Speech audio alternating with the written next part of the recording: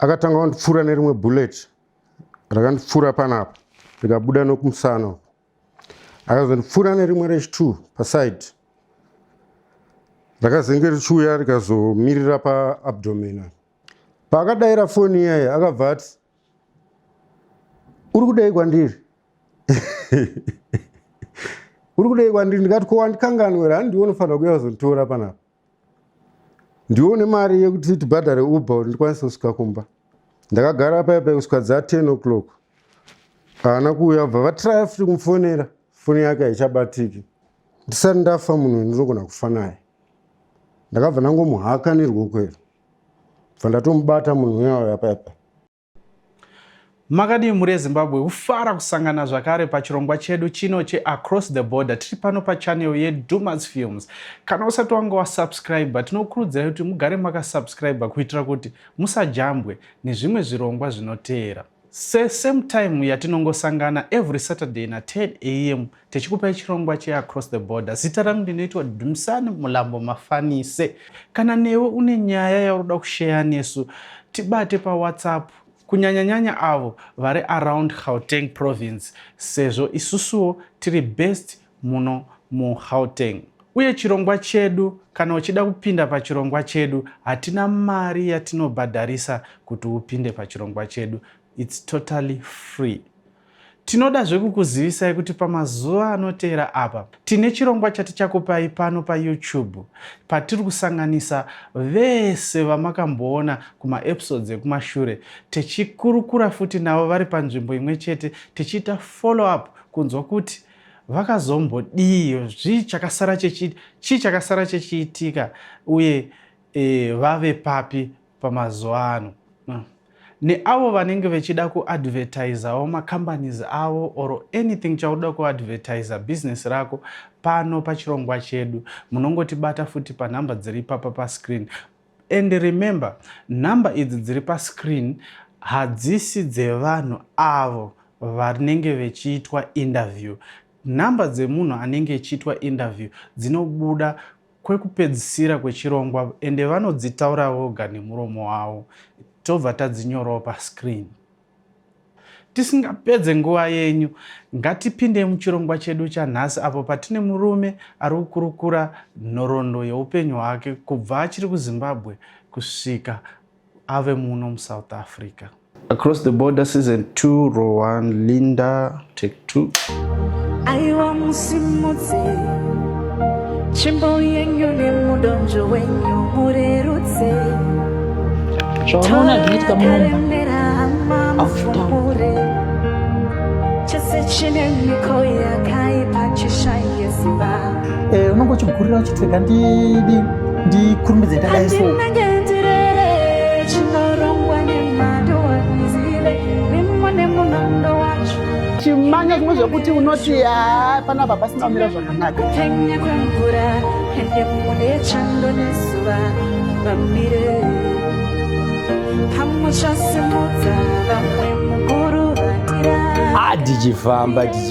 tichifamba nemuzi road zvikanzi saka tofanira kubuda kuno kudhorini.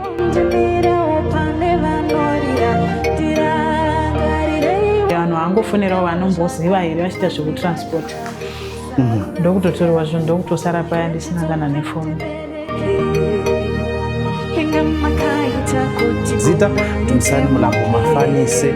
Tisingapedzi nguva, ngatipinde muepisode yanhasi. Saka ndangotaura kuti ndikuende Johannesburg netsoka. Ana mai ndobva vanga vari pavachesa musika, ndobva vatonizvirawo tsitsi, ndobva vanotengera 2 liter yecold.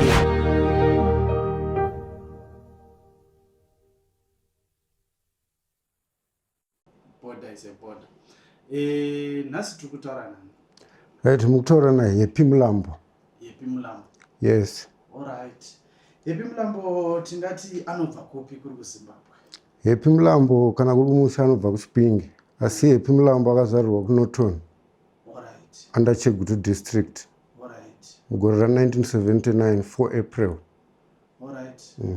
Aiwa tinotenda. So Happy tingati akakura sei upenyu hwaye? Happy munhu akakura sei? Happy akakurira kuNorton. Ndoko akapinda kubva crash primary school, high school. Alright. Tinonzwa kuti Happy Norton ine vanhu vanozikanwa vakasiyana-siyana. Ndevapa vane mukurumbira unobva kuNorton? Norton ine maartist akawanda. Akawanda ana Celsius. Vanobva kuNorton, ana Mutukudzi vakanga vari veNorton. Alright. Saka kwakatakura. Ya kwakati Aiwa toteni. Takuchida kuti tipinde munyaya yedu. Tingada kunzwa tsananguro iri into detail kuti mukukura kwaHappy ndeapi maevents aanorangarira till akure kuenda kuchikoro, mabasa kwaakamboshanda till azodecide kuti ndakuenda kuJoni?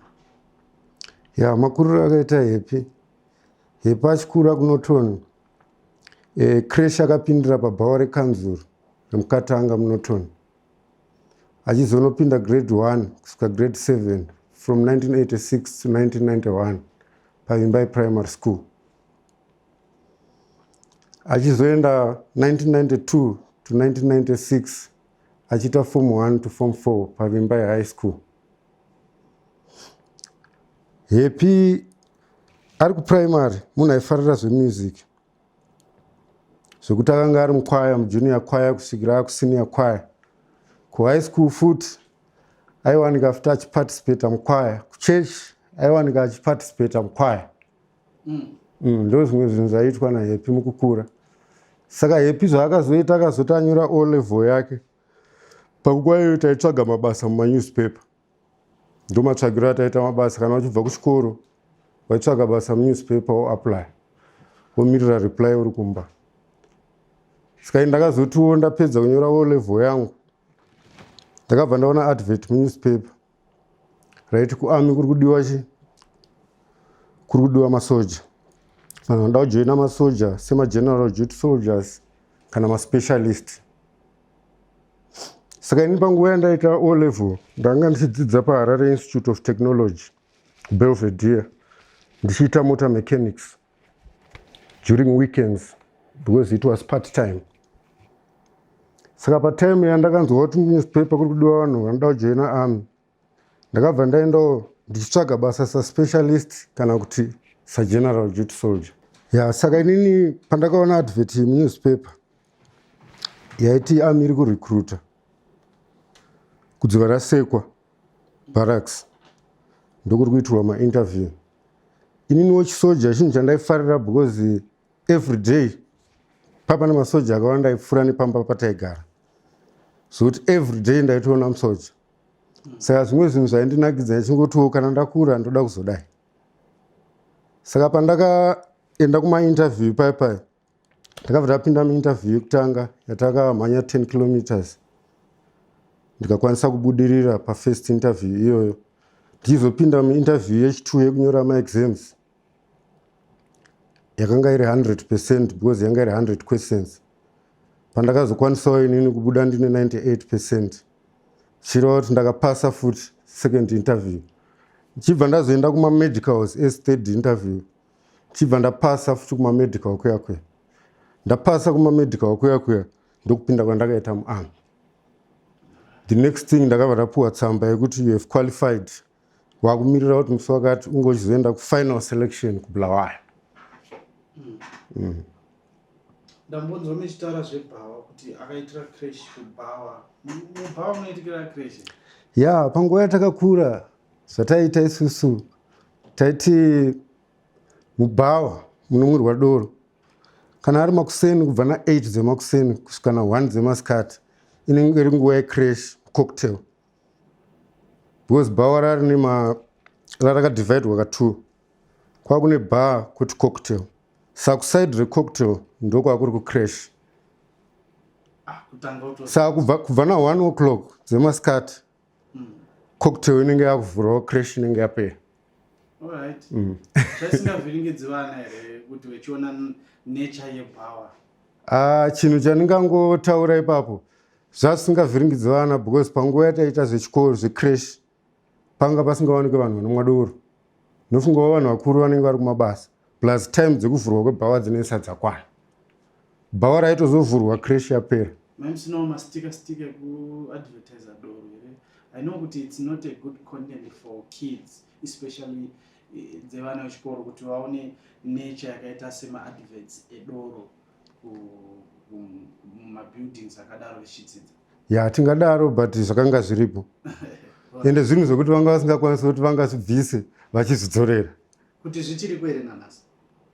Kumazuva ano hakusina crash yakazovakwa rimwe side. Kuti crash yazvimirira yega, bhawa rakazvimirira rega. Hazvichasangani. Alright. Ngatienderere hedu mberi neselection yechisoja. Makazoenda kuBulawayo. Ya ndakazoenda kuBulawayo. Manga muna 1997 muna February. Ndasvika kuBulawayo kuya ndokwatakaita final selection. Final selection yacho ndakapasa futi. Ufuchi vamwe vandakaenda navo ndichitobva navo vaitogara chero kwandaigara. Vamwe vacho vakatofoirawo interview iyoyo yekupedzisira yaitirwa kuBulawayo. Kana wapasa interview iyoyo ndo yaita kuti uchikwanisa kunzi iwo wakwanisa kupuhwa yamunoti EC number, work number. Saka ukaona wana number iyoyo inonzi EC number zvinotova kuti wapinda basa, wakuqualifya kuti utange training. Saimi makapiwa. Ya ndakapiwa EC number. Makafila sei kuti ndatambira basa rechiarmy right now? Maiboila mumoyo nekufara. Alright. Maiboila nekufara but situation ndiyo inenge ichingokugavhira kuti usanyanye kuratidza kufara kwako but iwe unenge uchifara. Saka munhu wamakatanga kuudza imimi kuti ndamusoja ndiani? Right, so zvaitika nguva iyi yandiri kutaura nezvayo yanga iri nguva yekuti communication was not all that fast like today. Communication yanga iri tsamba. Saka mushure mekunge zvinhu zvese zvapera izvi ndanika freedom kekuti ndakwanisa kunyora tsamba, tabvumirwa kunzi tinobvumirwa kunyora tsamba. Ndakachizonyora tsamba kumusha. Ndichizivisa vari kumusha kuti basa ndakariwana ndapa training. Kuti ndizoonawo reply yavo inenge iri tsamba futi. Ngatienderere mberi nerwendo rwoupenyu. Saka mushure mekunge tapedza training ndakazoenda kunosenzera kwainzi kukomando. Ndokwandakanosenzera kunonzi kukomando yeSpecial Forces Zimbabwe. Saka ndakanoshandira ikoko, ndikazobva ikoko ndikanoshandira kuPresidential Guards. Ndokwandakazoshandira. Ndakashanda muchiuto kwemakore anosvika 23 kusvikira ndaretire muna 2019 after 23 years. 23 years. Yes. Ya ndiri muuto. But panguva yanda ndiri muchiuto mune zvimwe zvinhu zvakandinakidza zvakati wandei. Because the army is full of adventures. Yeah, you have got a chance to learn a lot. You have got chance to enjoy yourself in many ways and learning many things at the same time. Because you can see even things that other people never see. Yeah, zvakafanana nekuti ukapinda muarmy, kana uri muarmy mune zvikoro zvakangofanana nezvikoro zvatinodzidzisa. Kubva kuprimary inowanika muarmy, high school inowanika muarmy, kana uda kuenda ku A level zvinowanika zvese izvozvo muarmy, kana uda kuenda kuuniversity army is capable kuita kuti usvike ikoko as long uchifarira zvaunoda kuita. Maticha anowanika muarmy. Kana uri engineer, any profession, kana profession inenge yenyu inowanika muarmy kudepartment rinonzi public relations department. Zvirimo. Imimi makasarudza kuitei muri ikoko kana kuti hamuna kumboenda kusaidi ikoko? Inini ndakanga ndichishandira department rinonzi Zimbabwe Infantry. Zimbabwe Infantry ndo mauto amunoona esaya. Mauto akangowanda ndo anoshandira department rinonzi Zimbabwe Infantry. Saka ndo department randakashandira muarmy. So maingoshandira muri muZimbabwe? No. Zvaka kuti mauto anombobuda dai so. Yeah.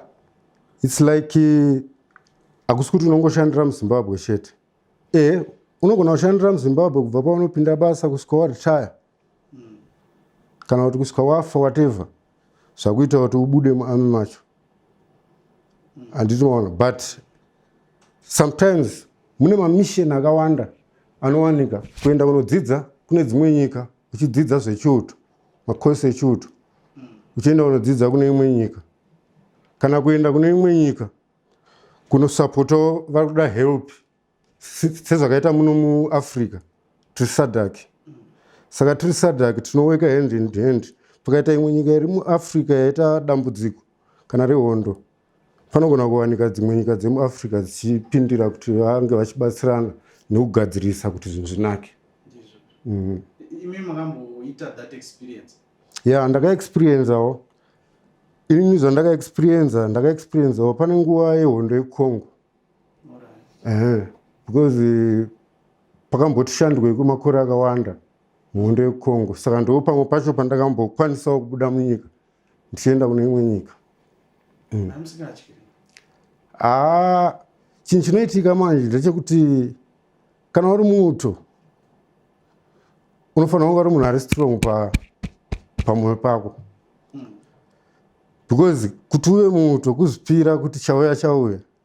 Tisu vaya vanoti kana ndafa musandicheme kana ndafa nehondo. Because tazvipira kuti rusununguko rwawanikwe kuruzhinji. Chero kwafaiwo uri one. But your first time mechienda kuCongo, how did you feel? Munhu ane ma-instincts ake anofila. Right. Mafeeling anga aripo ndeyekuti kubva pana ndajoina chiuto yanga iri first time kuenda kuhondo. So it was a new experience. Asi musingarohwi nehana? Aiwa, hana yanga isingarohwi, but kutofarira kuenda kuhondo because unenge uchiona sekuti ndakunodzidza zvimwe zvinhu zvandakanga ndichidzidza ndiri patraining, ndakunozviexperience live on the ground. Saka panenge pane kakufara futi.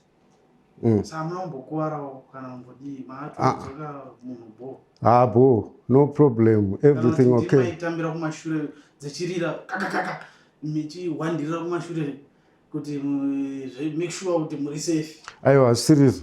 Inyaya yekutochengetwa naMwari chaiko. Inyaya yekutochengetwa naMwari. Yeah. So what happens after that? Yeah, after that takazodzoka muchiuto ndakaita makosi akawanda because mune chance yekuti unge muchidzidza makosi akawanda. Zoti unogona kupinda muchiuto uri general soldier, but unogona kupedzisira wane profession yaunonzwa mwoyo wako kuda. Because all professions are found in the military. Saka pakushanda kwandakaita ndakazoti mugore ra 2015 gore ra2015 ndakazoenda futi kuexternal mission kunova kuCentral Africa Republic, Equatorial Guinea.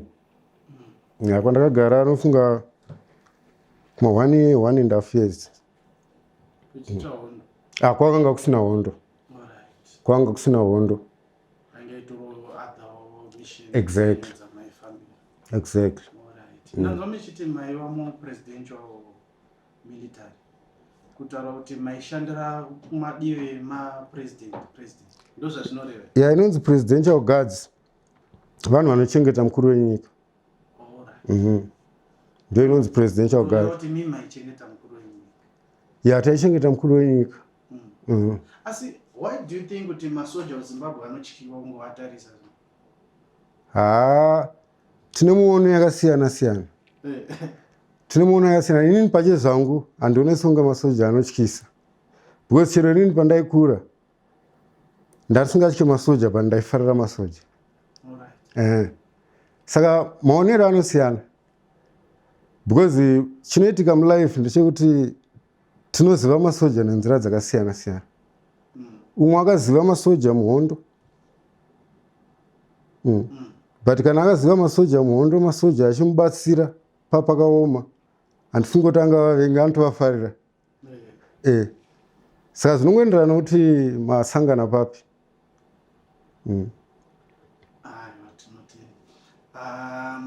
I think tavunza Stereki panyaya yechiuto asati ndamboita interview nemutu kutotanga kugarisana nemutu tichitaura kudai so saka ndosara ndichingovhunzawo zvandonga ndichida kudi kunzwa. Then move on after mapedza chiuto. Ndaritaya muchiuto muna 2019. Ndaritaya muna 2019. Ndakazoita imwe shamwari yangu yanga iri kuSouth Africa kunoko. Yaiitawo zvayaiita ichishandawo kwayaishanda. Kuno umwe murungu anoita dog rescue. Saka shamwari yangu yakanditi pane pamwe pano parikudiwa munhu webasa. Sezvo wati hauchaendi kubasa. Ndakutumira tiketi uye. Because parikudiwa munhu very urgent zvokuti ukakwanisa kusvika nokurumbidza patori nebasa riripo rekuti unogona kushanda. Ndopandakabva ndauya kunoku. Ndobva ndaburukira pabridge rinonzi Bela Bela. Ndobva ndakwira taxi ndikaenda kunonzi kuBela Bela kutown. Ndikazowana imwe taxi yakanditakura kubva muBela Bela kuenda kunonzi kuThabazimbi. Kunova kunana Limpopo province. Ndokwandakasvika ndichizosangana neshamwari yangu paya. Tichizotanga kugara tese kusvikira andiendesa kumunhu aida basa, umwe murungu aida munhu webasa. Ndobva ndaenda kumurungu uya. Murungu akati basa riripo unouya muSemande. Saka basa ranga riripo ranga riri basa rekutakura maproperties evanhu vanenge vachishifta from one place to another. Ndo basa ranga ramurungu because anga ane rori yake nematrailers. Saka aingodhila nevanhu vanenge vaida kushifta property from one point to another. Asi basa iri ndakazorishanda ku1 week. Ndopandakashanda basa. After 1 week lockdown yakabva yatanga. Saka ndo pakatanga kudhakura zvinhu muSouth Africa. After 1 week ndasvika. Zvinhu bva zvadhakwa hapasina basa. Mhuri ndakanga ndinayo but yakanga yasara kumusha. Yanga yasara kumusha ndichitiwo ndikaona cheuviri. Ndinorangarirawo vanhu vandasiya. But situation yakanga yapo manje. Yanga yakutotanga waona kuti iwewe wacho wawanei. So mairarama sei? Kutaura chokwadi pamberi paMwari, shamwari yangu was a blessing to me. Because shamwari yangu panguva iyoyo handidi kunyepa ndikataura kuti takanetseka chekudya ndichinyepa. Because shamwari yangu murungu wayaishandira aiprovide chikafu. Panguva yeCovid yayi aiprovide shamwari yangu nechikafu. Accommodation yakanga iripo yakanga iri free. Saka chikafu handidi kunyepa hatinambota problem yanga itori yemabasa. But ndotenda Mwari because munguva yacho iyoyo ndakatozokwanisa kuwana tuma part time job tokuita. Twandaidedzwa nevarungu vemumanext door. Vachinditi uya undiitire zvakati happy, uya undiitire zvakati happy. Ndichiwanawo something. Zvokuti ndakukwanisa kubatsirana neshamwari yangu kuti zvimwewo zvinhu zvinenge zvichishota pamba tinokwanisa kuita kuti zviwanike. Then mukufamba kwenguva ndakazoti kushamwari yangu nguva yawandichengeta yatifambei. Ndakumbonotsvagawo chimukuku changu chekugara kulocation. Ndokubva kwandakaita pashamwari yangu ndichinogarawo muchimukuku changu chandaibhadhira 500 pamwedzi. Because ndakazombowana contract panext door nepaigara shamwari yangu pano umwe murungu yakambondipawo 1 month ndichisenza. Because murungu yaindibhadhara 150 rands pamwedzi per day. Ndo mari yaindibhadhara saka every week ndaikwanisa kuwana 750. Saka zvakanga zviri nani. Ini ndaibhadhara 500 pamwedzi. Saka zvakambondibatsirawo but rarisiri permanent job. Ibasa rekuti ndakashanda rikasvika pakupera ndikapedzisira futi ndisashandi. So ndakazopedzisira ndafunga kuti handina wangu vari kuJoburg. dai ndazama kuona kuti ndingasvike sei kwavari ndinogona kuwana zvimwe zvinogona kundibatsira because kuno kwandiri kwakanyanya kuita kumaprasi machances ekuwana zvakawanda zvekuita mashoma. Saka ndakazoisawo effort yakaita kuti ndisvike kuJoburg. Ndasvika kuJoburg kubva ndasanganawo nevamwe vanin'ina vangu vari ikoko vakazotanga kundibatsirawo nenzira dzese dzavanokwanisa kundibatsirana nadzo ndichigara navo kusvikira ndazowana basa kuDurban muna 2021 because ndabva kuThabazimbi muna 2020 end of 2020 like October ndichiuya kuJoburg. Then 2021 muna March ndopa ndakazowana basa kuDurban ndikaendawo ndichinoita interview ndobva ndapasa ndobva ndawana basa but yakanga iri hospitality industry. Saka tiri muhospitality industry ndaishanda pane yavanoti concierge. Concierge yangofanana neyamunoti reception but ungoti materms anenge akachinja mazuva ano havachanyanyi kuyuza term rekuti reception vakusenzesa word rinoti concierge zvichireva reception. Ndopa ndakashanda pakambani ipapo yanga iri under hospitality. Ndashanda pakambani ipapo ndakazenge ndichiloja kune rimwe location riri kuDurban kwandaigara ndichiuya kubasa because kwandaisenza kwainzi kuMuhlanga ndorari zita rako kwandaishanda. Kwandaigara kwainzi kuWaterloo location rwandaigara. Saka ndashanda paya ndafunga ndakashanda zvekuma 3 years or 2.5 years pakambani yaya. Umwe musi ndichienda kubasa kunight shift ndiri pabus stop ndakatomira pabus stop ndichimirira taxi yekuti ndiende kubasa. Pakabva pauyawo umwe munhu akauya achibva nekumashure kwangu zvoti ndakatomuona achiuya but ndangofungawo kuti munhu ari kuuya kuzopfuura achienda kwaari kuenda ini ndakamirirawo taxi yangu but munhu yakasvika pandiri haana kana kutaura neni akabva andipfuura nepfuti akandipfuura nemabullets 2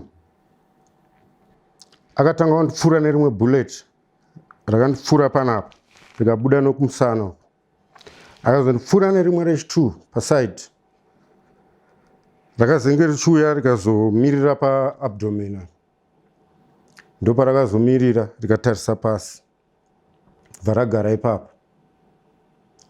Saka inini munhu uyu paakandipfuura nepfuti semunhu anga ane kaidea wake pfuti pane zvimwe zvinhu zvandakastadha because iye akafunga kuti ndakudonha pasi because andipfuura akapinza ruoko muhomwe mangu achibva atora foni yangu achibva atotanga kuenda. Asi ini pane chimwe chinhu chandakastadha paakandipfuura nemafambiro akaita ndakaona kuti pfuti yemunhu inenge isina mabullets.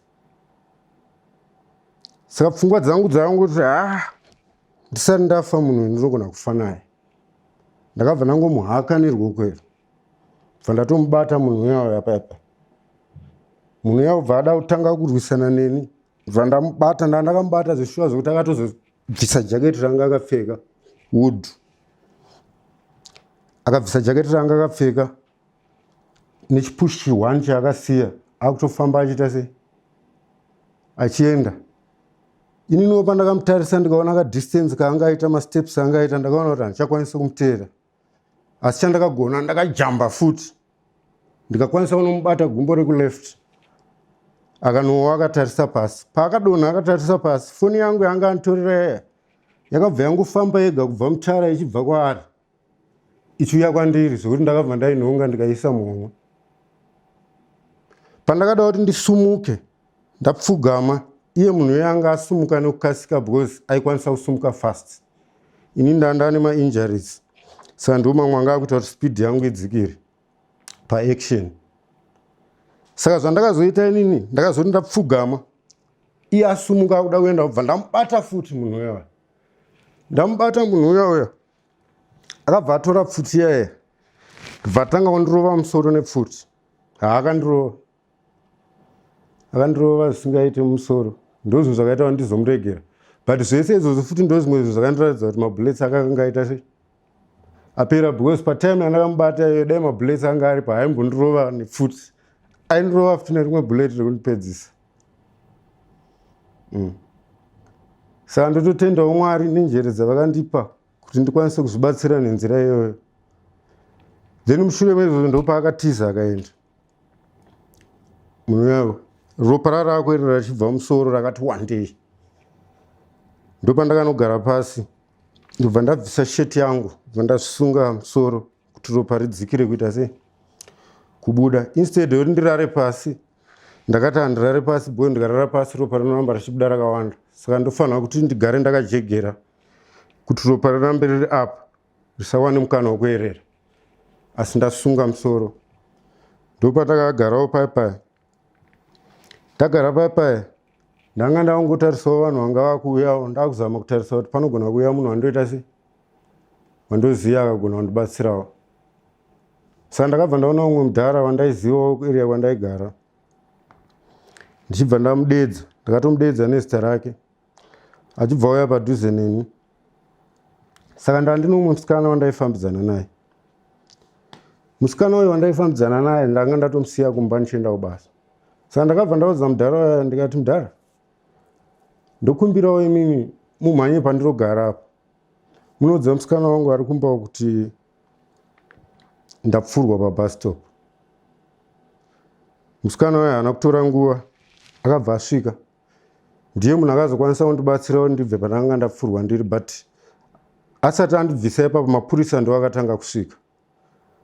Mapurisa vakasvika vakandibvunzawo zvavakandibvunza. Vapedza kudaro mapurisa vakati hakuna ambulance. Saka tsvagai dzimwe means dzekuti mukwanise kuita sei kuendesa munhu kuhospital. Saka girlfriend yangu iya ndiyo yakazokwanisa kuita sei kuita maplana yakaita kusvikira pauya Uber yakazonditakura ikaenda neni kuhospital. Ndasvika kuhospital kwandakatanga kuenda, vakasvika vakati ndiri serious zvekuti havakwanisi kundibatsira, vakutodedza ambulance kuti endiendese kune imwe hospital. Takamirira ambulance kubva usiku ihwo, because izvi zvakaitika kuri kuma-10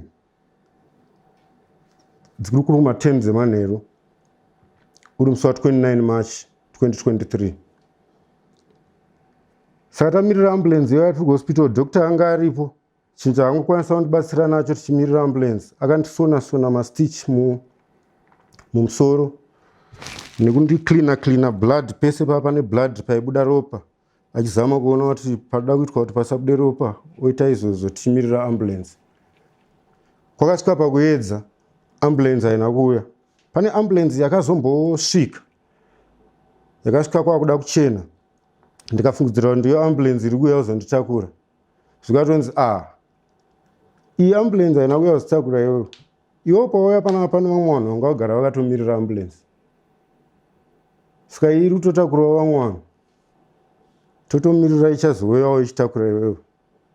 Saka wakasvika pakuedza kusvika dzava kuma8 AM dzemakuseni ndopakazouya imwe ambulance yakazokwanisa kunditakura kuenda neni kune imwe hospital. But pandakaendwa neni kune imwe hospital, ndakawana rubatsiro rwakati wandei.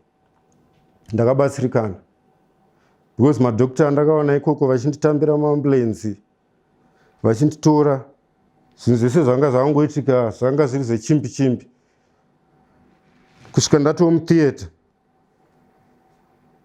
vakutondibvunza zvavaindibvunza, ndatoo mutheatre, vakutoti toda kuzama kuona kuti tingabvise sei bullet rakagara paabdomen pako. Ndokupedzisirawo kuona kwandakaita madhokita vachindiita that operation. But ndapedza kuitwa that operation ndakazogara muintensive care zvekuma8 days.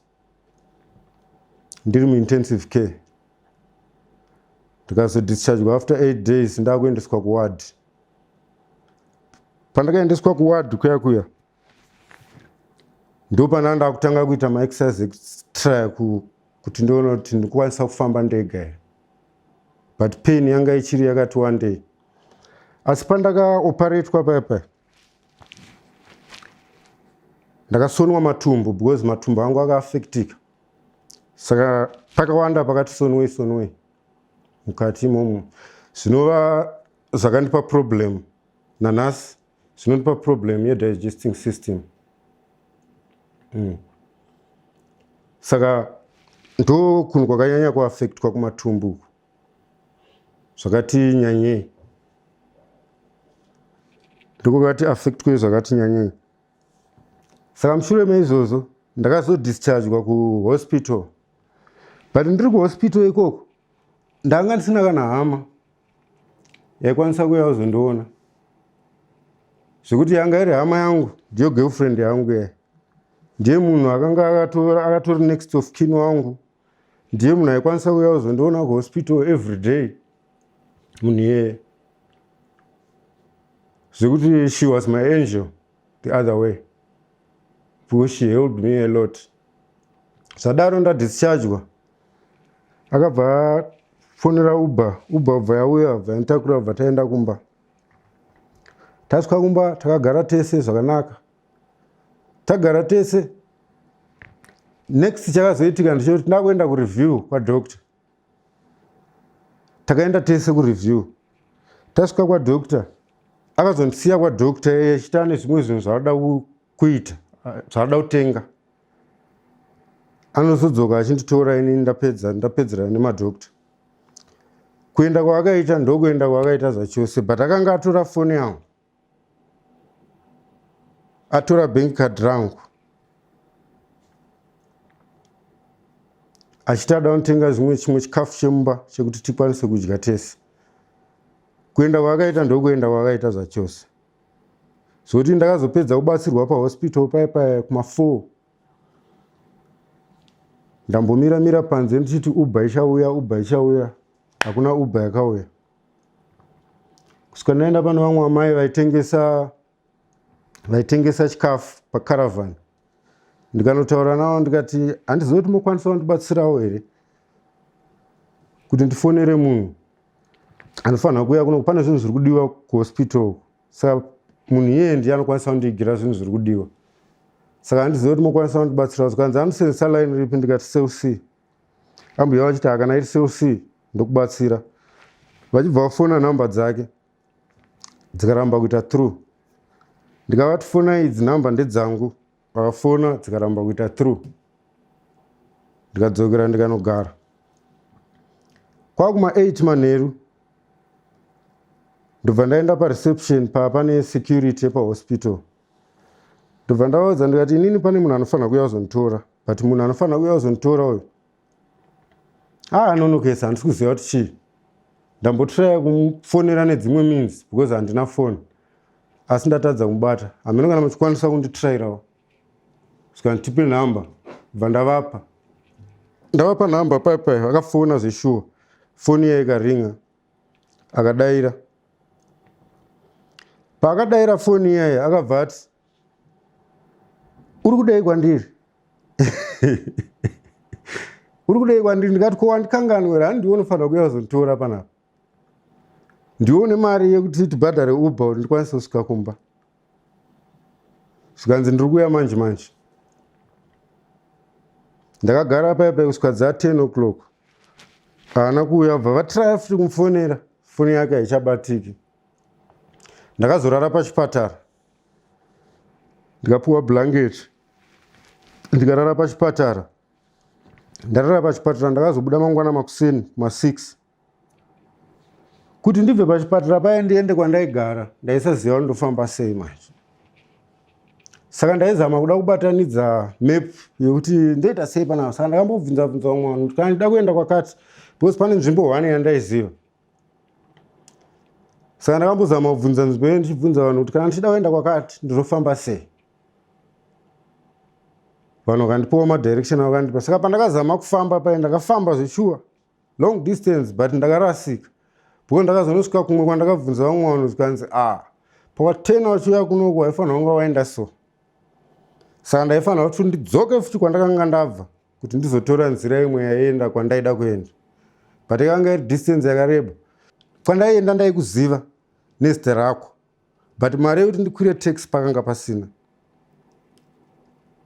Kuti nditore direction yekuti ndinosvika kwandaida kuenda, ndaitedza mataxi aya anenge achifamba achidedzera vanhu aya direction yaari kuenda nayo. Saka ndokuteerawo kwandaita road ziva kuti kuri kuenda mateksi ari kudedzera kuti plaza ndiko kuplaza kwandiroda kuenda. Saka ndikaramba ndiri muroad iyoyi nemateksi ari kungoti plaza achienda akadai inondisvitsa kuplaza. Ndo maendero andakaita kusvika ndasvika kuplaza. Ndasvika kuplaza kuya ndakanga ndisina mari futi yekuti ndiende kune imwe town kwandaikwanisa kuti ndizofamba chero netsoka ndichienda kumba kana ndisina mari yelift. Kuti ndizoenda kutown kuya ndakanga ndaneta. Operation yanga ichiri fresh. Nikufamba kwandaita ndanatoidisturba. Pain yawanda, nzara, zvese zviri pandiri. Pandakazofunga ndikandoita sei, ndo pandakangoendawo pamateksi. Ndikandotarisa teksi yailoda. Pandaenda kundotaura nadriver wacho ndikamuudza problem yangu. Driver wayo achibva ati ndogona kubatsira kukutakura mara kubva panapa kunosvika kupi? Kunosvika kwauda kuenda kuVerulam kune imwe town. Ndaenda kuya naye driver wayo tasvika kuya chinja ndakafunga kuti rega nditange kuita ndakagaya kuti rega ndiende kutange ndaenda kubank ndinoona kuti mari yangu haina kutorwa yese here muaccount. Pandakasvika kubank kuya ndo pandakaona kuti mari yakanga yatorwa yese muaccount mangu manga musina chinhu. Saka chandakazokwanisa kuita kublokisa account yangu. Ndapedza kublokisa account yangu ndanga ne $4 muchikwama mangu, $4 ya ndakazonoichinja pane mamwe maCongolese. Vanochinja vakandipa R10 zoti vakandipa R40. R40 yavakandipa ndakazongotengawo drink R10 pandakwira lift kuti ndinosvika kumba. Ndichisvika kumba ndakasvika kuwana door rakanga risina kukiwa. So ndangobata door ndichitopinda mumba. Ndichipinda mumba ndichiona zvinhu zvese hazvimo mumba. Imba yangu wa ground, zvinhu zvese zvaenda. Everything kubva ku electric kettle, iron, laptop, what, everything it's gone. Fan, TV, zvese mumba musina chinhu. Zvadaro pai ini ndakanga ndichirwara. Handisina communication nehama dzangu dzinenge dzichida kuziva kuti ndiri sei. Hama dzangu dzakutonditsvaga dzichindifonera. Dziri kudairwa nemugirlfriend wangu yangaenda nefoni yangu. Achitaurawo zvaaitaura zvokuda kutovarobha mari. Pamwe pacho achiita kunge aneni. Handimaona. But akanga akutaura zvinhu zvokuda kurobha. Chero vanhu vaifona pafoni pangu vachinditsvaga. Aitaura navo zviya zvekuratidza kuti anoda rubatsiro rwokuti abatsire nini. But akanga asisiri pandiri. Akatombotanga kuisa zvaaisa pamasocial media. Achizama kutsvaga mari achishandisa mapicture angu eoperation. Zvikadii zvaaisa pasocial media. Achizama kutsvaga nazvo mari. Zvadaro pai ndakazokwanisa inini kutora tank regas rakanga riri mumba. Ndobva ndanotengesa pane umwe muIndia aitengesa gas pandaiwanzotenga gas. Ndobva andipa R400. MuIndia yandipa R400. R400 ndo mari yandakakwanisa kutenga nayo something. So nditange kuona kuti ndokwanisa kudyei. Chinhu chandingati chakasiyiwa chine musoro mumba ifiriji. But handizivi kuti sei yakasiyiwa. Handizivi kuti sei firiji yakasiyiwa.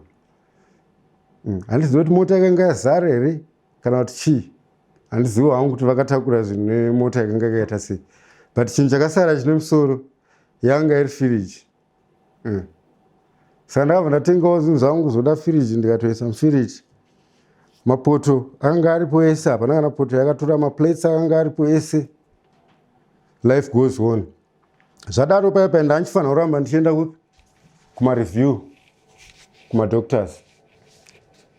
But chinhu chakazoitika manje ndechekuti panguva iyoyo ndakazotanga kuita problem yekuti ndakanga ndichibleed. Every time yanoenda kubathroom ndichingo bleed. Ende kana ndableed peni yaiwanda zvekuti kana kurara handikwanise, kugara handikwanise. Ndaifila comfortable kana ndakamira. So ndaigona kupedza usiku hwese ndakamira because ndichinzwa zviri nani. Kana kwaedza makuseni paya ndaigona kutobuda panze ndozama kunyepedzera kana kunonga marara panze kuri kutsvaga kuti ndigare ndakamira. Because ndikada kugara pasi zvairwadza, ndikada kurara zvairwadza. Saka mushure mekunge izvo zvaitika pandakaenda kunext review kumadokta, ndikavaudza ndikati ndo problem yandiri kuita. Every time ndikaenda kubathroom ndiri kubleed. Ndipo vakati no, takudzorera kutheatre, unoitwa operation case 2. Ndibva ndadzokera kutheatre, ndibva ndaitwa operation case 2. After ndaitwa operation case 2, ndakambogara nofunga kuma 2 weeks pasina zvekubleeda zviyazvi. But after 2 weeks ndakabva ndatanga futi kubleed. Ndibva ndadzokera futi kumadokta kuya. Ndasvika kumadokta kuya vakazondipawo imwe medication yavakandipa. Yavakanditi iyi medication, every time if you go to the bathroom, when you are coming from the bathroom, you put this medication.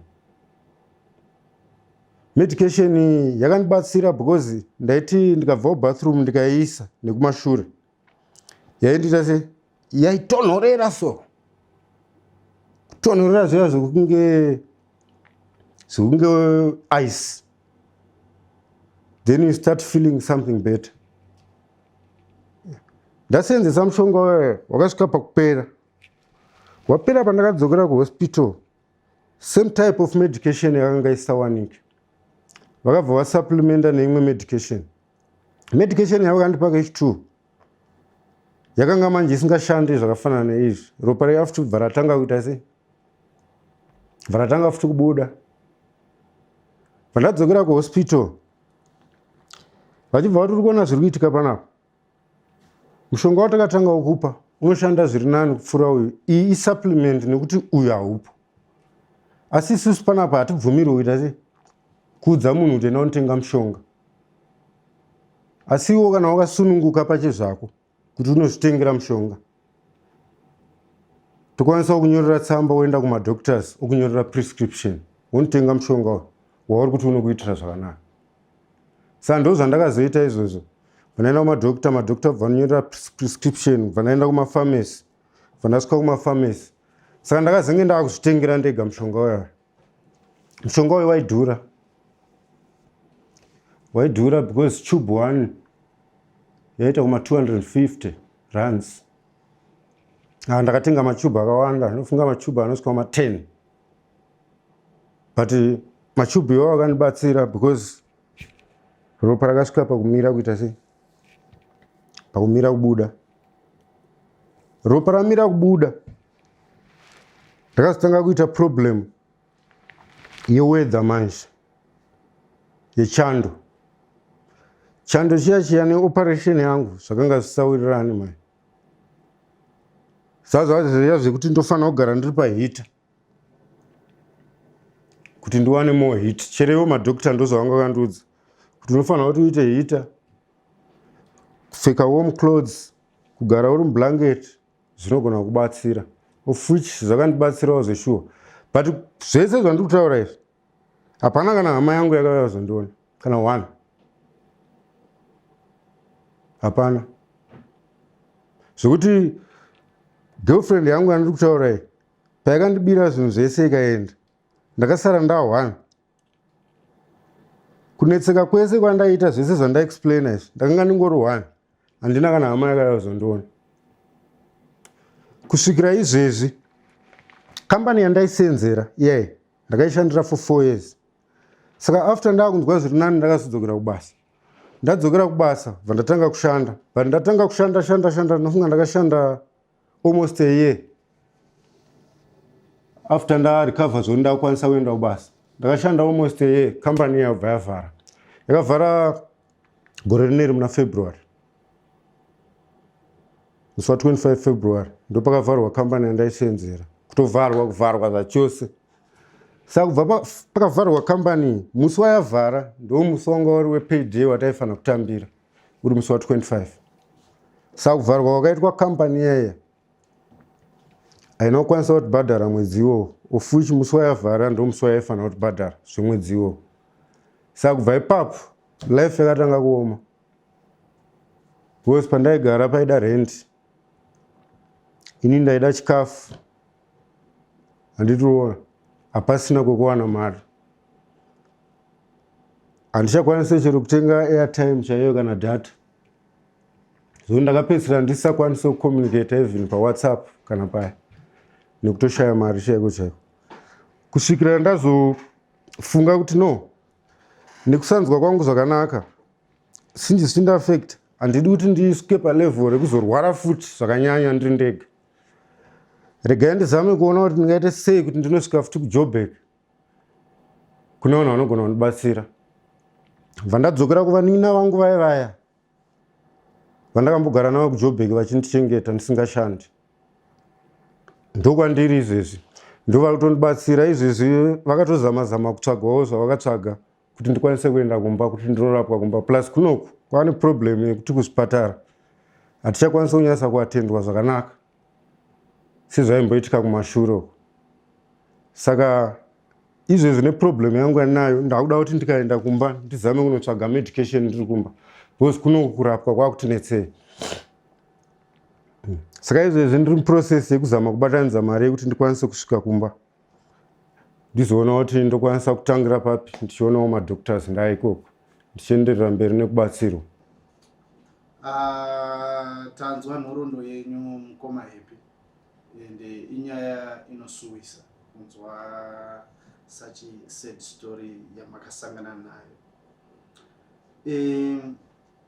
Asi tichitangira kumashure tichiuya kumberi, chamboti bvunza yangu few questions handizvo. Imimi ndanzwa muchitaura kuti you served 23 years military, ndizvo? Ndizvo chaizvo. Kwanga kwava kuneta here kana kuti maidawo kuzama zvimwe kuti muzoretire? Kwakusiri kuneta as such, kwakusiri kuneta, but nyaya inga iripo ndeyekuti kana uchisenza muchiuto pane period yekuti ukasenza makore akati wakubvumirwa kuretire. Kana usingadi kuretire unobvumirwa futi kukontinua neservice. Saka inini pandakaona kuti makore angu andashanda akundibvumira kuti ndiende kulife pension as a pensioner, ndakaona kunga zviri nani, then ndotsvagawo zvimwe zvinhu zvekuita ndichiedhawo papension pangu ipapo, ndoona kuti ndingararame sei. Kozi chaito ndibvunze mubvunzo uyu, ndaona kuti rwendo rwenyu rwekuuya kundozama life kunoku, I think tikakombea nezvamakasangana nazvo, maybe unondoona kuti basa maybe ranga riri previous rechiuto, otherwise ranga ritori better than kusangana nemahwana akadai. Mupaona sei? Inini kutaura sure, during my stay in South Africa kubva pandakauya nezvese zvakaitika, I can see the sure zvamukutaura ndizvozvo.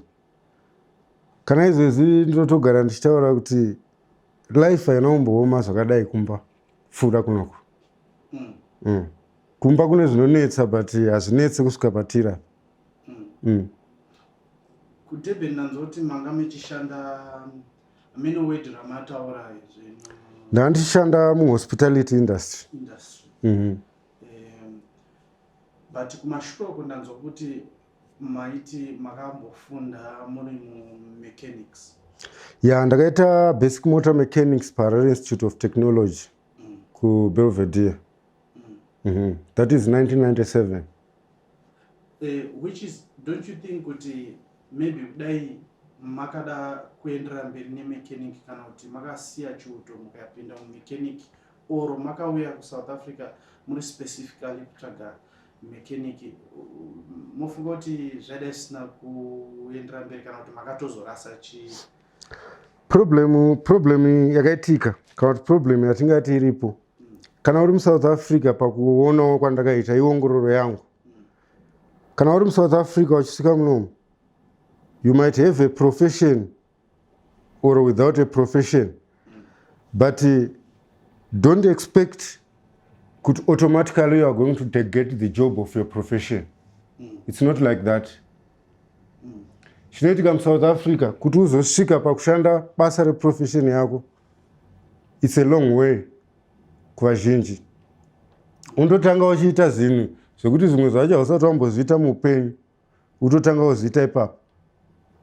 Seni kana ndichitotaura kumashure kwandabva uku ndikada kuexplaina kuti ndakasvika pakutombotsvairawo dosters rembwa titsvaga mari kucleana dzimba takatombozviita zvese izvozvo handina zvangu kunyanya kuenda fedha kwazviri but zvazvizvi mapart time job zvimwe zvataita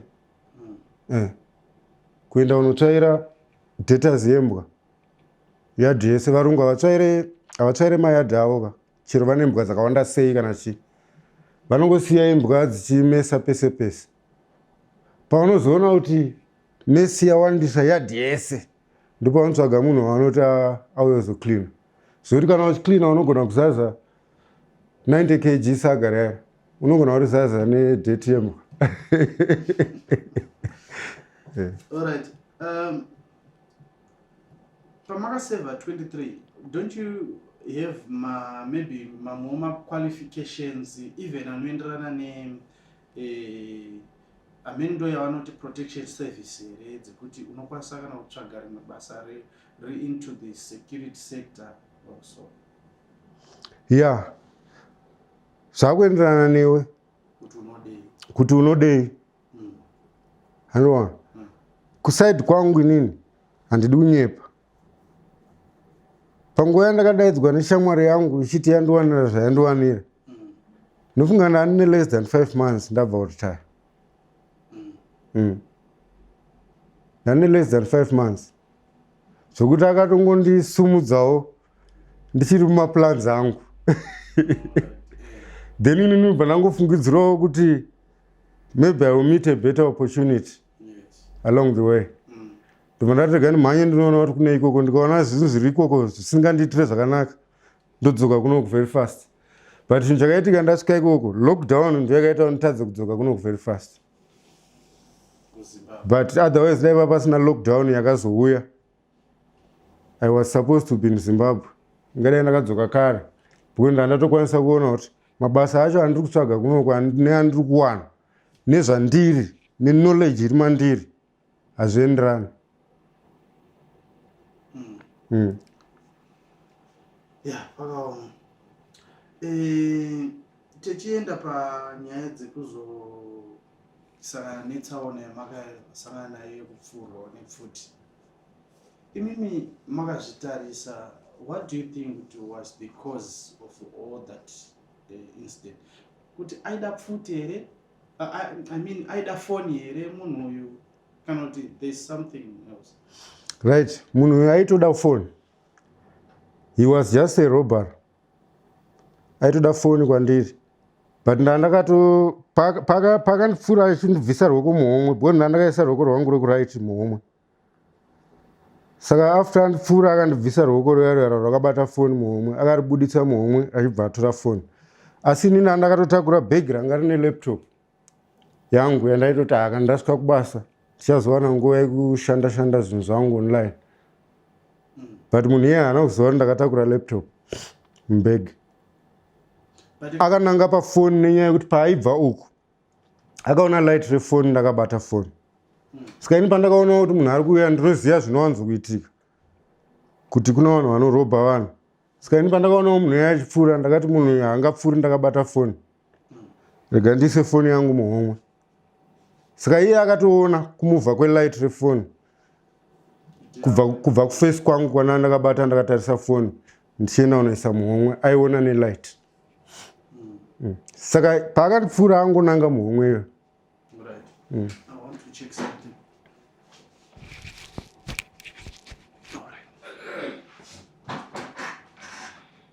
tell me dzai dziri nguwai time dzadziri kuma 10:10 dzemanheru dzemanheru kwai kuri kudzokera kumba kana kwakuri kuenda kubasa night shift night shift. Alright. Incident yakaitika kuri kuma to 10 but handichazivi kuti dzadziri nguva ichadzo but kwakuri kuma to 10 that's why ndangoti general around 10. Then munhu uyo haana kuzombobatwa kana kuitwa ma-investigations kubudikidza kuri munhu? Hapana ma-investigations akamboitwa because inini kutaura chokwadi pakauya mapurisa chinhu chavakangoita kundibvunza zita rangu but handina kana pandakaona vachinyora mapurisa iwavo. Nyangwe ndamuhospital hapana pandakamboona mapurisa achiuya kwandiri kana kuti ndizomapa statement yezvakaitika. Handina. Kana kuti nditi pakavhurwa docket reincident ndinganyepa. Hapana kana docket rakavhurwa. Kusaziva kuti sinofamba sei.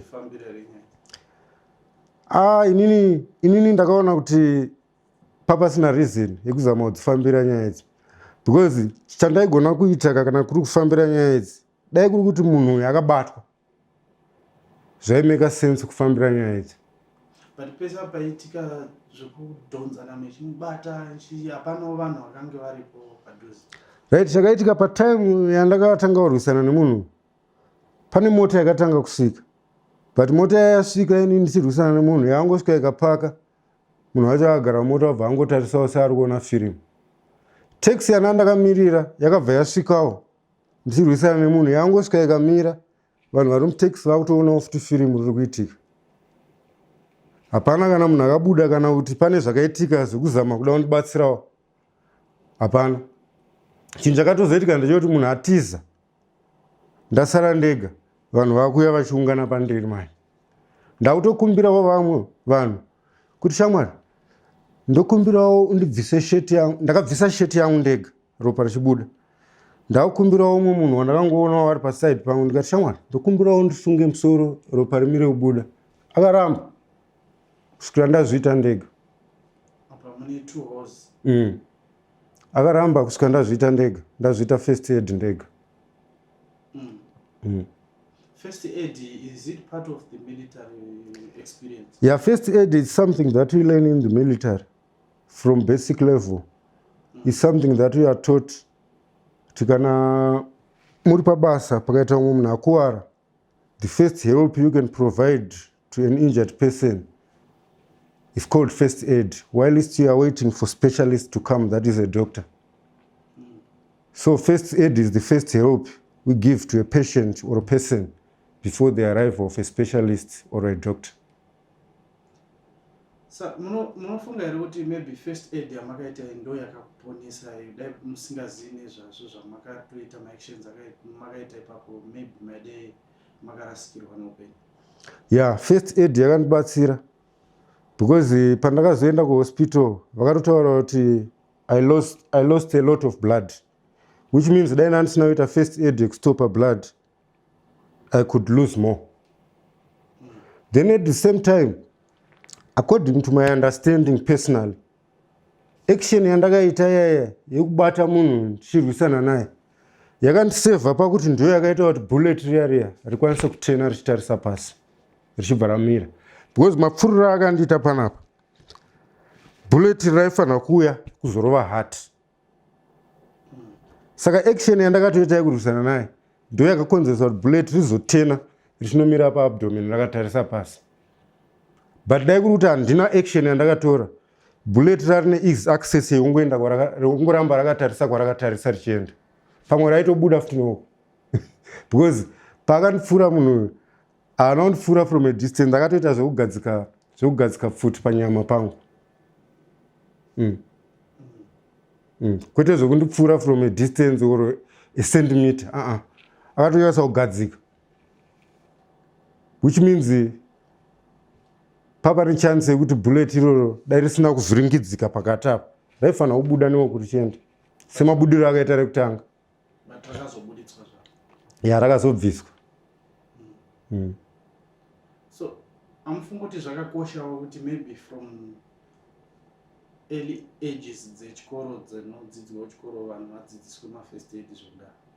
First aid chinhu chekuti ini ndotarisira kuti chero tiri kucrash chaiko chaiko mwana wacrash anofanira kuziva first aid. Because first aid hainetse kudzidzisa chero vana vecrash. Chinhu chiri so easy kuti vana vecrash chaivo chaivo vanokwanisa kubata kuti chii chinonzi first aid. Because first aid kuti umwe wako akachekwa newaya akatanga kubuda ropa, iwo wakutotsvaga chinhu chaunosunga pari kubuda ropa kuti ropa risabude. Kana uchibvisa sokisi rako rawakapfeka wotosunga umwe wako pari kubuda ropa, ropa richatobudi. It's first aid. Mataura mukati mimi makasvika kuchimwe chipatara vakati this is west munofanira kutransfer vakazongosona makasonwa like kutoita procedure yekusonwa here kubayiwa kuti marwadzo asavepo kutorohwa mada? No, ndakabayiwa mainjection ekuti ndisarwadziwe pakusonwa. Zvinonzi chii injection reya ravakandibaya, then kwakutanga kundisona pese papa neundu mumusoro, then vakuzobvisa hembe vakufollowa the whole body vachizama kucheka pese pane undu rinoda kustopwa bleeding nepanoda kusonwa vachisona, tichimirira ambulance yekuti ndiendese kuya kwandaifanira kuzonobatsirwa. So mataura mimi mukataura kuti nyaya yedigestion haisisiri right. So right now, how do you feel? Are you okay panyaya digestion or you are still struggling? Yeah, I'm still struggling panyaya digesting system because digesting system yangu it's no longer normal. My digesting system cannot push itself. I have to create pressure for myself. How? It's like if I go to the bathroom, I can feel from my stomach the movement of the shit that is supposed to come out. I can feel now it's here, now it's here, now it stopped here. It's failing to move until it's out. So those are some of the problems that I'm going through. Do you think there's medication for that or any equipment that can help that? Yeah, it's there. Because I remember at the hospital, there's another medication that they used to give me, which was liquid-like. I used to take some teaspoons, maybe 3 times a day. Because, that medication, it's for constipation. If you take that medication, it makes the stool loose so that it comes out easy. That is the purpose of that medication. So imimi makasununguka kudya any chikafu izvi kana kuti matove any specific food? Yeah, I've got specific food that I'm supposed to eat, especially light foods. That doesn't give me much problem in the bathroom. So mishonga iyi manje munayo? It's quite a time ndapedzera kukwanisa kuwana mishonga yanguva zvekuti ndane nguva ndisingaisenzese nenyaya yekutotadza kuti ndiiwane. Kutadza kuiwana kana kuitadza kuitenga? Yeah, kuti nditadze kuiwana kutotadza kutenga. Inodhura? Because dai ndane mari semazuva ndane nemari, I was able to buy for myself. Ndaizvitengera, but ndakasvika pakuzoti ndandisakwanisawo chero kuzvitengera mari. Mushure mekunge ndanga ndisashande.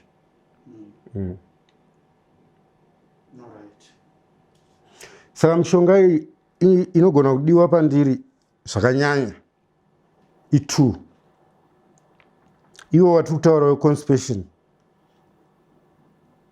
nemushonga uyo wandinotaura kuti ndikaenda kubathroom, ndichibva kubathroom ndofanira kuusenzesa. Because every time I go to the bathroom, when I come from the bathroom, I'm in pain. Even now, as long as I go to the bathroom, when I come from the bathroom, I'm in pain that it will gonna be difficult for me to sit. You see? So sometimes I end up sleeping with my back because I will be feeling better. But for me to sit properly like this, it will be painful after bathroom. But ropa rinenge singachabude. No, it's now been a while. Ropa risabude. Pataoneka nguva yakati rebei zviri nani. Ndisina problem yeropa. But the pain I was feeling after blood, during the time of blood, is the same pain that I feel after bathroom.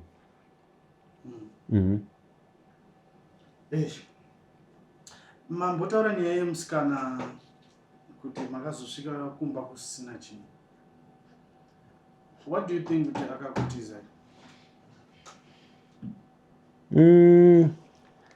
Inini chinhu chandiri kuona apa chakaita kuti ndifunge kuti munhu yanditiza inyaya yekuti ndakaona mumba musina zvinhu. Saka kuona mumba musina zvinhu, can you expect kuti munhu anga ane makii kana ari yatora zvinhu zviri muno mumba achadzoka? It was a sign of theft. Hamuna kumuripota. Chinhu chakaitika, one, I was in pain. Two, moyo wangu waiti ukatarisawo rubatsiro rwaakandipa pane zvakaitika. Ndaiona ari Mwari wangu futi. So ndakazonyanya kuona zvaakandigonera kupfuura zvaakandikanganisira. Aiwa muruzi? Mzulu. Maybe reason yakaite kuti atize, maybe anga kuremerwa nebasa rekuita take care. What do you think? Handingati anga kuremerwa nebasa rekuita take care of me. Because kundibatsira, akambondibatsira mazuva ekutanga after ndadischarge. Zvadaro pai musikana akazopedzisira asati ondipa chero chikafu. Akutosumuka achibika chikafu chake, odya otondiudza kuti kana une nzara, you can make a plan for yourself. Chingava chichanga chanetsa iye anga ari munhu ari. Right. Nyaya yakaitika manje ndekuti musikana uyu anga ane shamwari yake yandakamboona ka1 yaiti best friend yake yakambosvika pamba pandaigara. Saka musikana uyu paakasvika akandiintroduce, akatanga kundiudza nezvemusikana uyu ndisati ndatombomuona. Pandakazomuona yanga iri first time. Musikana uyu bva aenda. But before I saw this lady, my girlfriend told me, my friend is evil. You understand? That's what she told me. That my friend, she's my friend, but she's evil. Then I ask, why you say your friend is evil? You see? But now, I'm realizing when I was in hospital, when my girlfriend came to see me there, I asked her about her friend. How is he your friend? Did you tell your friend that I'm in trouble? Then she said, no, I didn't tell her because I knew if I tell her, she gonna what? She gonna tell me evil things, to do evil things against you. Then I asked, evil things like what? Then she said, she can ask me to steal everything from you while you are in hospital. Of which that's really what happened at the end.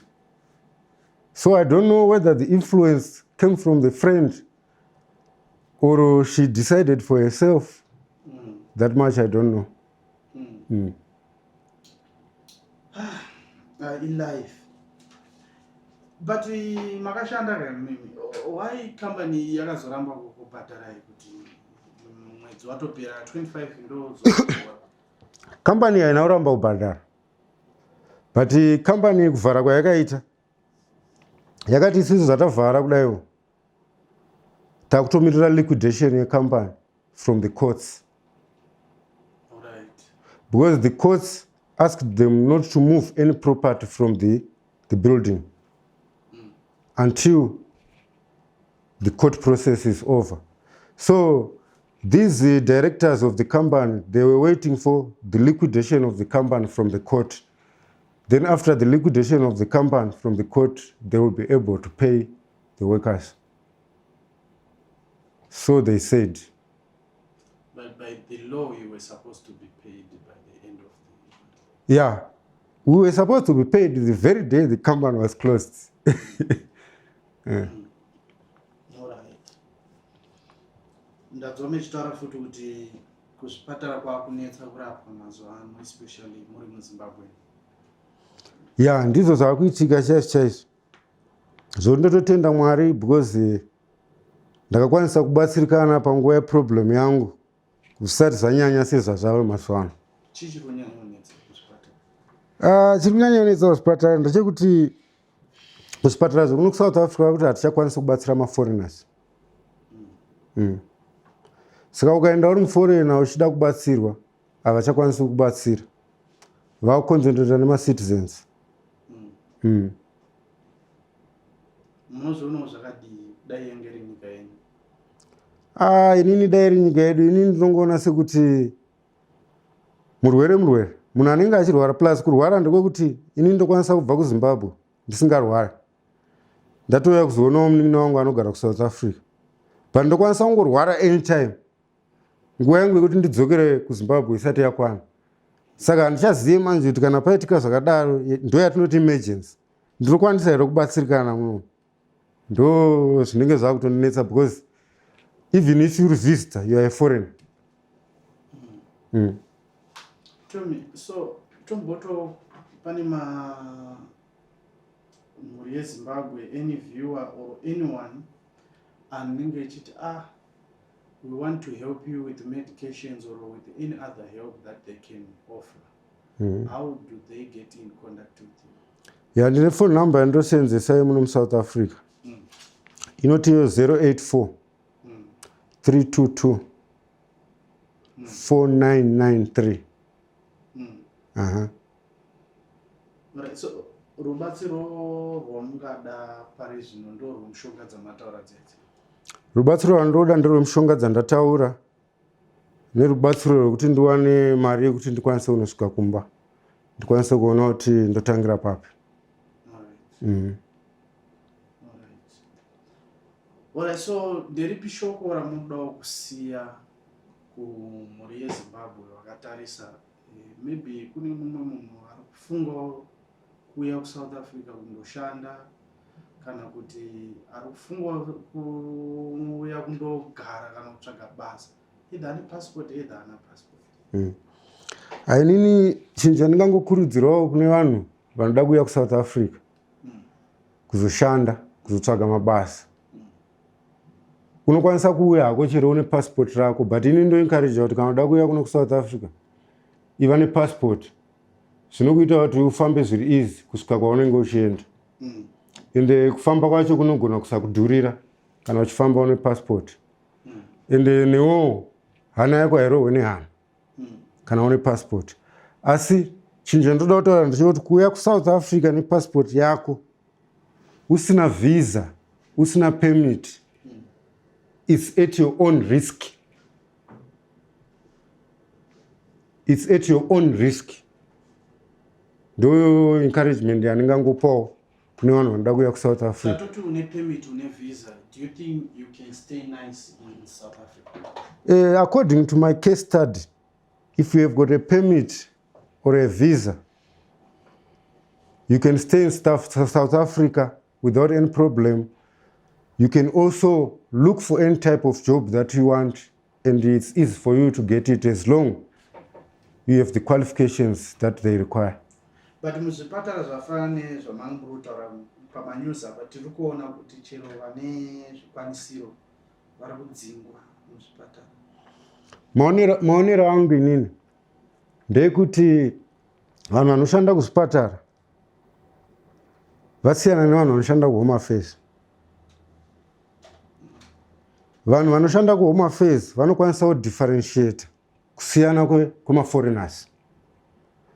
Kuti uyu muforeigner ane permit, which means ane right to these facilities. Uyu muforeigner ane visa, which means ane right to facilities. Saka vanhu vari kuzvipatara maybe havazive izvozvo. Saka vandoona sekunge kana vari vanhu vezvipatara vanoda kuti vadzidziswe. tinoti muve nezwa rakanaka. Hanimiwo musare zvakanaka.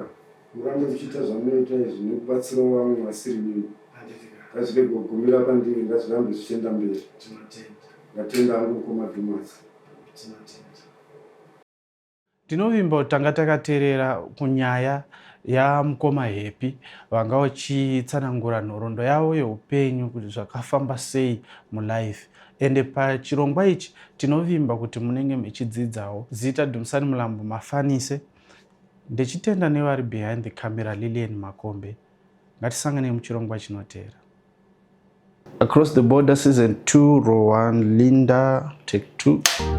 Aiwa musimudze chimbo yenyu nemudonjo wenyu murerutse zvaona zvinoitika munomba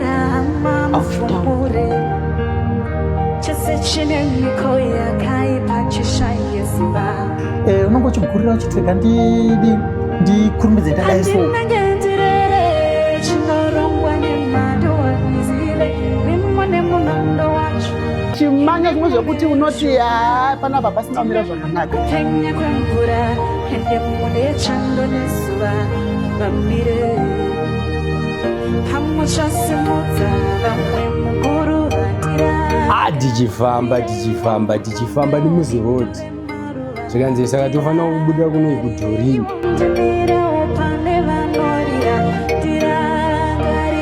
vanhu vangofonerawo vanomboziva here vachiita zvekutransport ndokutotorwa zvinhu ndokutosara paya ndisina kana nefoni. Zita Dumisani Mulambo Mafanise. Tisingapedzi nguva katipendere muepisode yakasi. Saka ndangotaura ndikuende Johannesburg netsoka. Ana mai vanga vari paitesa musika ndobva vato izvirwa tsitsi ndobva vanotengera 2 liter cold brew.